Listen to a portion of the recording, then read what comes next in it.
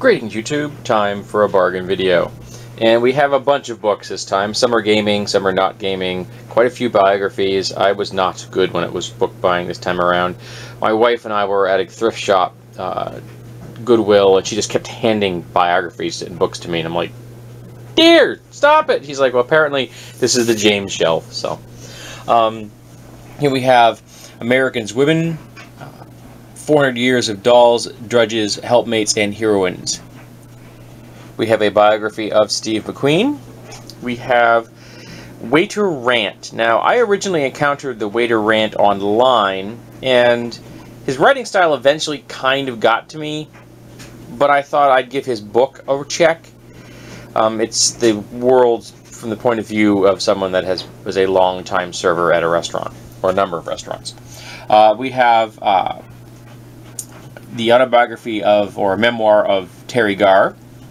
We have a Beer Lover's Rating Guide. That's my wife's book. We have the Aurora Australis, which is a Psi Order, Legion, and Australasian source book for Trinity.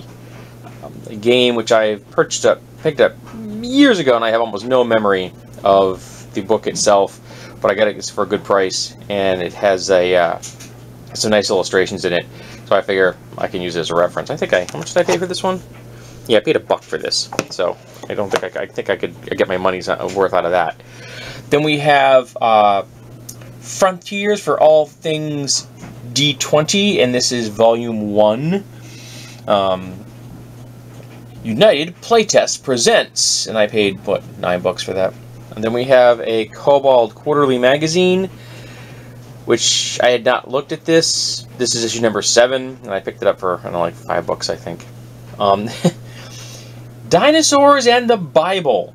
And I picked this up for 2 reasons. 1, because it would probably be entertaining, and 2, because it keeps it out of the hands of people who might actually think it's real.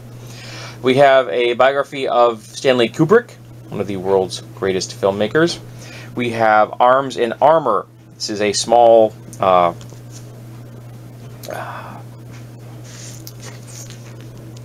folio-style book. Originally it cost 95 cents, and it was from 1964, so it's as old as I am. And I picked it up at the flea market for $2. Then we have Battle Pope. Now, I've heard of Battle Pope before. Never actually read a Battle Pope, so I thought I'd pick up some Battle Pope and give it a read.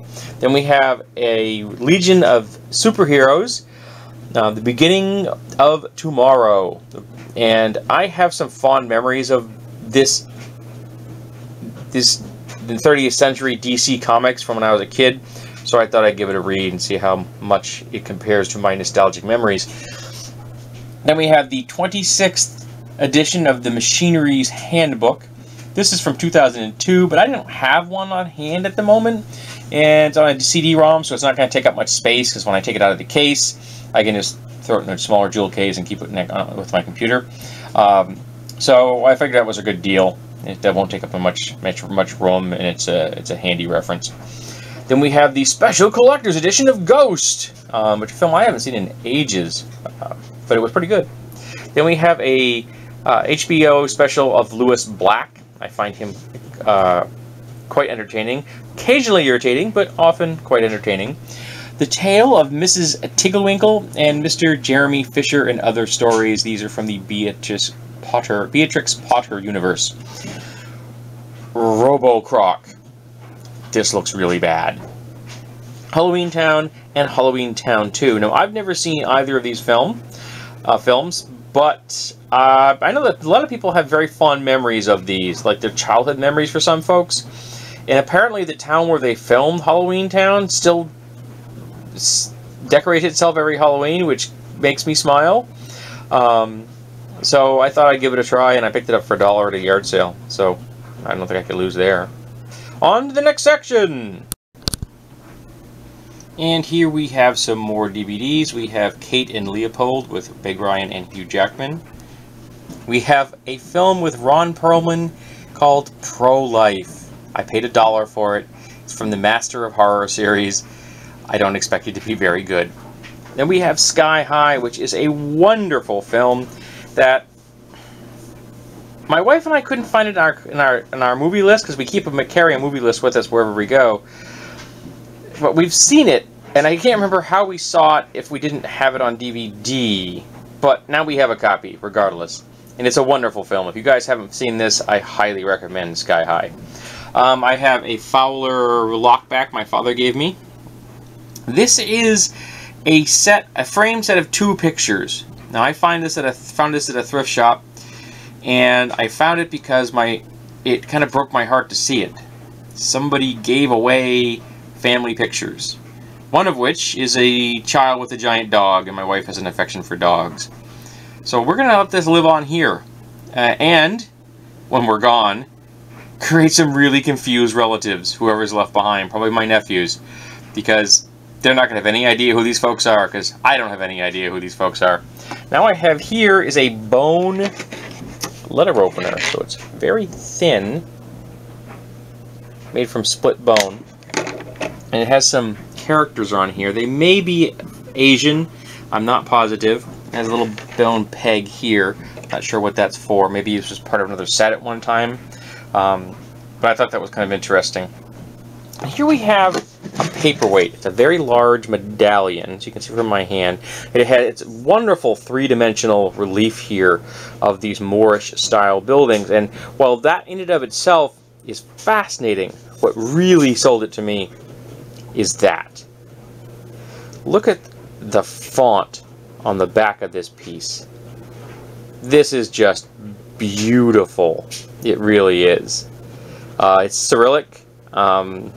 I don't have any idea what it says, but it is very, very cool. So I was quite happy to see that. Then we have a new bell for my wife, and this bell is a fairly new piece. It's got a nice tone. It's designed to be pulled, and it came with a hanger, and the hanger is kind of this a coatl or dragon-like creature, because it's very reptilian in here, but it's got bird feathers, wings, and it's got a tongue, which is the hook itself. So that's going to go on our porch. I may have to move around some of the art to get this in a good spot, but it was really quite pretty. And even though it's not a vintage piece, it was still quite attractive. Then we have some miniatures here. I picked these up at a gaming store, and 4 of these are, I believe, from Pathfinder. We have a hellhound, some kind of a paladin of some variety. If I can ever say that, Catoblepas. I never say that correctly. And this is a really interesting version therein.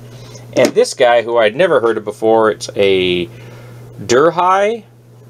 It's a winged gorilla, and that's just too darn cool. And I have to fix his sword. He's having a little sword malfunction there. Yeah.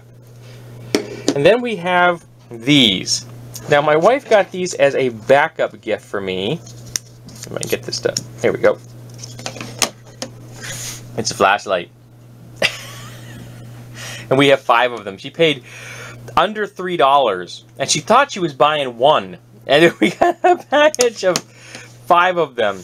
You know, yay for Chinese manufacturing. Shipped to us from China for like a song. So I don't know what I'll do with these things. They're cool and all, but I don't really need 5 of them. So I don't know what I'm going to do. We'll see what I'm going to do with them. Well, I'll figure that out. But they're kind of cool. They're designed for, you know, like credit card slot. You put them in your wallet. Though I would never carry something like this in my wallet because I'm a little too hard on my wallet. Not to mention my wallet bends in a way that would probably break these things very shortly. But if you have a card slot and say a gear bag or a purse or something that doesn't get as much abuse, this might be something you'd be interested in. I will probably do a review in more detail at some point in the future. My wife now has her very own musical triangle, though if you hang it from the hook, you don't get as much of a tone if you hang it from a smaller object. So I will probably put a piece of string between the hook and the triangle, so you get more of a resonation than you do normally. But that was it was like $2. Then I have a Fenix E12, which is a small 1AA flashlight. I got this on sale. It was like 25% off. We were at REI down in Massachusetts. Neither of us had ever been to one. And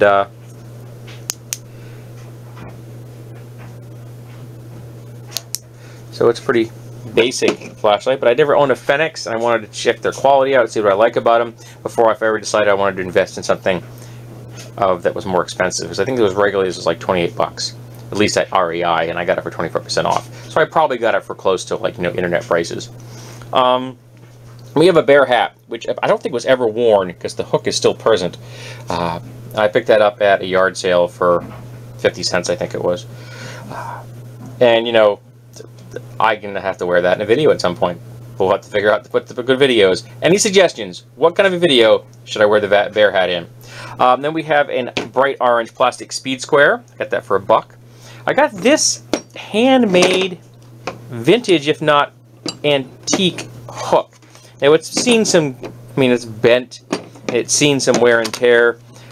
But I can't be able to do something with that. Maybe weaponize it. I'm not sure. And for $1 investment, I don't have a whole lot involved in that. It was a purpose built to that size. So it was made for this in that shape for a reason. It's intriguing. I would like to know why, but I don't. Then we have a pair of riveted. These are riveted. These are not together with screws. Riveted nips, and they're not hand forged, but they're made from in an era when riveting something was the norm.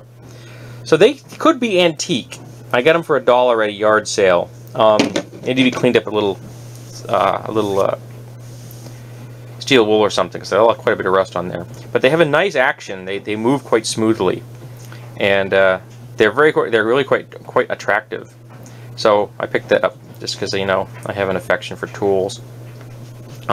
So we have one more section, I think. I'm not positive. We'll see in a minute. Okay, last section.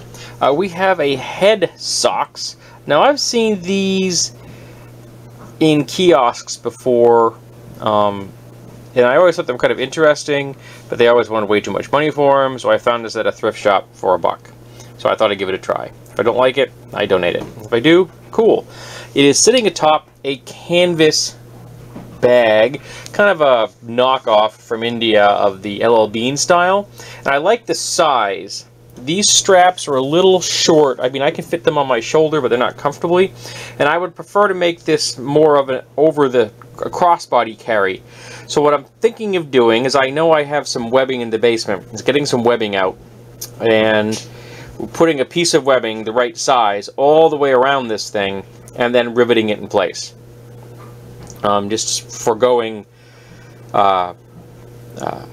sewing it all, and then just riveting it in both corners, and then riveting it on the bottom in 2 spots, and sandwiching this whole thing together, and have a double strip across the bottom and then a single strip all the way across the top. And that would give me another shoulder bag, which to go with my rainbow colored one I picked up not long ago. And I really like that one, but it's just a smidge smaller than I'd like it to be. And this is more the size I wanted. So the beach bag I picked up a while ago, which I discovered was kind of unpleasant to carry because it was plastic. I've already gotten rid of that. It didn't meet my needs. Someone else can have it. Now we have an EMS windbreaker, and this is, my wife picked this up.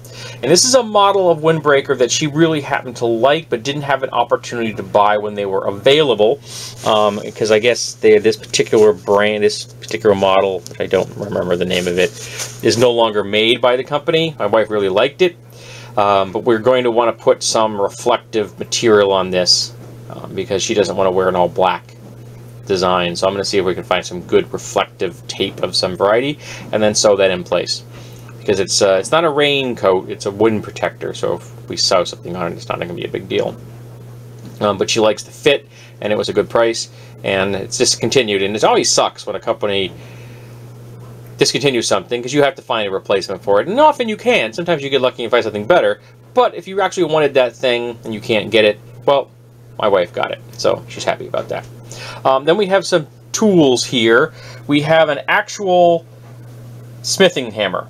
Now that I have an anvil, and hopefully sometime in the future I'm going to have a furnace and a forge for smelting and for heating metal, I thought I might as well have an actual hammer, and I picked this up at a flea market for $4, and it's in pretty good shape. There's a slight bit of damage here, very, very small, but the handle is solid. The head's in excellent condition, so I was quite pleased to get it. This is a Legitimus Collins machete. It's vintage. I believe it's from the 1960s. I am not into collecting things as in pristine conditions sometimes. Like, this needs a little work. The thing has got rust on it, so I'm going to get myself some steel wool, and I'm going to buff the crap out of this thing. I don't want to take my angle grinder to it, because that will actually alter the thickness of the blade too much. I just want to get all the surface crap off of it if I can. And then I want to make sure that it's got a decent edge. And it's got actually, from like here to here, the edge is pretty good. And it's a nice convex edge. But there's a little bit of damage here. The tip's nice though. And I was quite pleased to see the tip was in good shape. And I picked this up at a flea market for $20, which I thought was a pretty good deal. Then we have a horse rasp. This is a rasp used for working on horse hooves, if you're a farrier. And I picked this up at a flea market for $4. And I picked this up because Nick from Backyard Boyer recently did a video about turning a horse rasp into a knife without having to forge it. So he ground it flat, like all the points off, because you know these are big diamond-shaped points on here.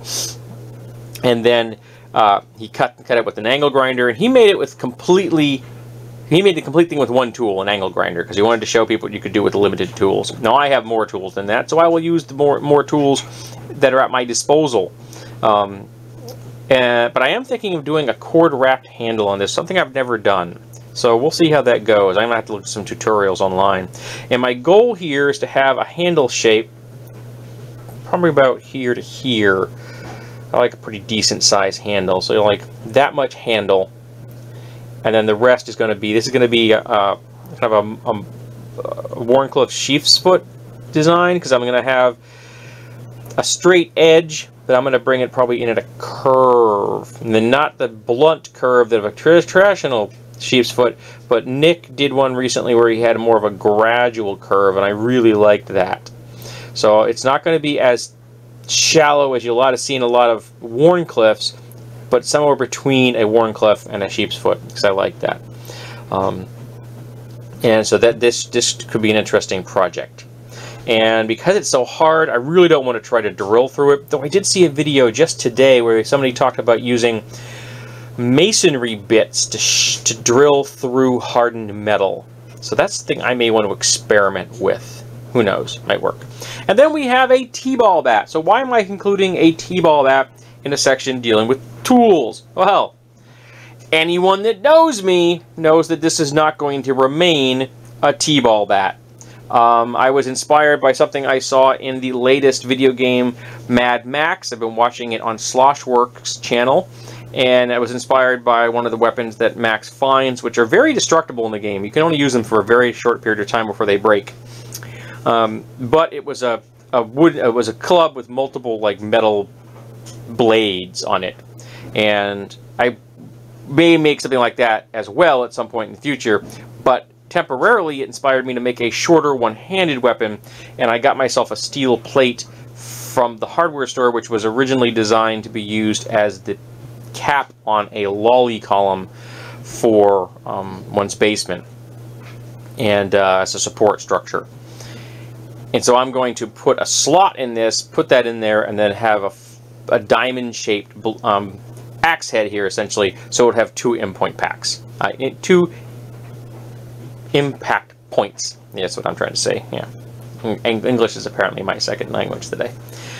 My first language being gibberish. All right, so this has been my latest bargain video. It's got some interesting things. I've got some new projects, like I need to recondition this. I want to turn this into a knife, and I want to turn this into a one-handed post-apocalyptic axe. And this would be my first knife project. Something I've never done. This is something I've never made my own blade. So this could be interesting. I'm really looking forward to that. That can be a lot of fun. So, hope that all of you have had good weekends and have found many bargains.